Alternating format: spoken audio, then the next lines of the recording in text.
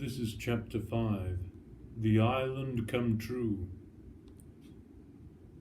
Now that Peter was on his way back, the fairies, beasts, islanders, pirates, and lost boys were coming to life again and moving around Neverland in a big circular trail.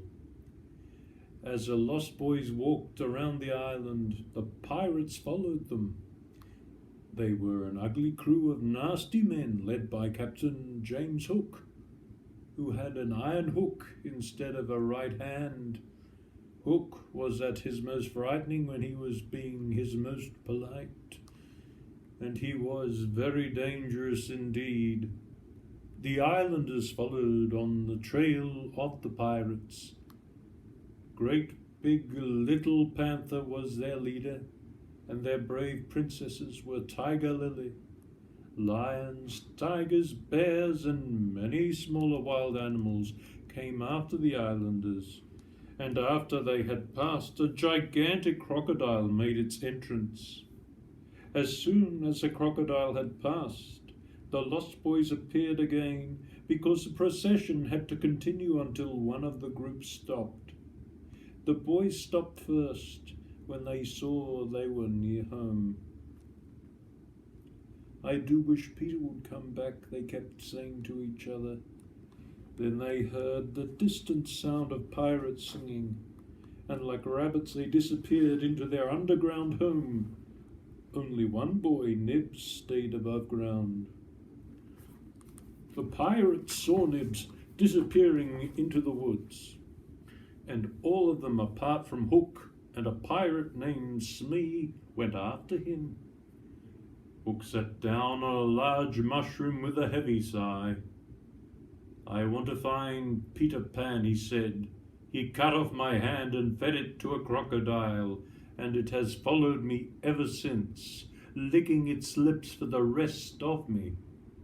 Luckily it swallowed a clock, and so I can always hear it coming, but..." "One day the clock will stop," said Smee, "and then he'll get you." "That is my biggest fear," Hook replied.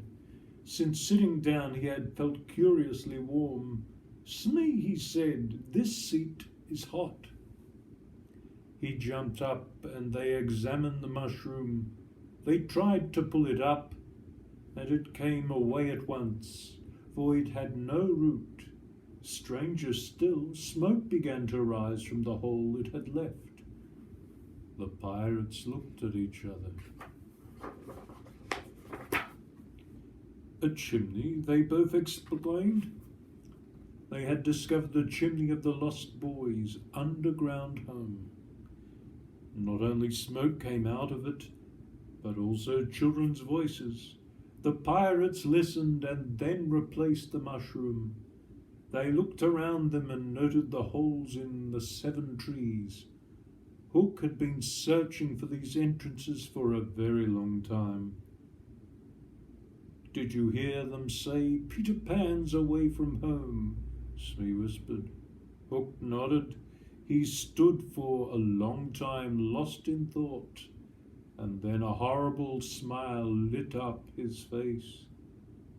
"We're going to place a large, delicious cake filled with poison near the mermaid's lagoon, where the boys always play.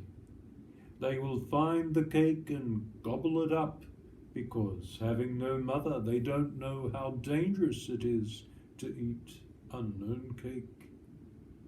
Then they will die."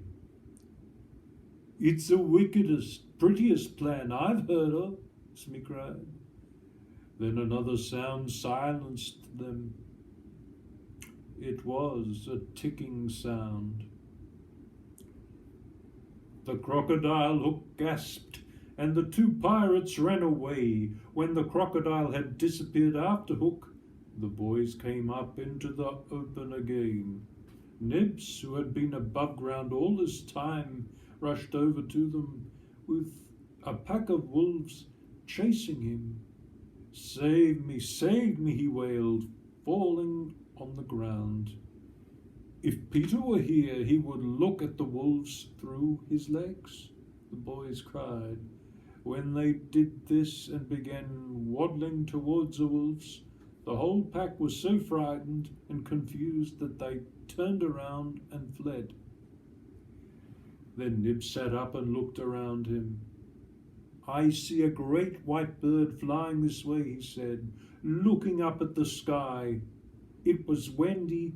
Then they heard Tinker Bell's voice call out, "Peter wants you to shoot it." "Let us do what Peter wishes," cried the boys. They never questioned Peter's orders. "Quick, Toodles, quick!" Tink screamed at one of the boys. "Peter will be so pleased." Toodles fitted the arrow to his bow and fired, and Wendy fluttered to the ground with an arrow in her chest.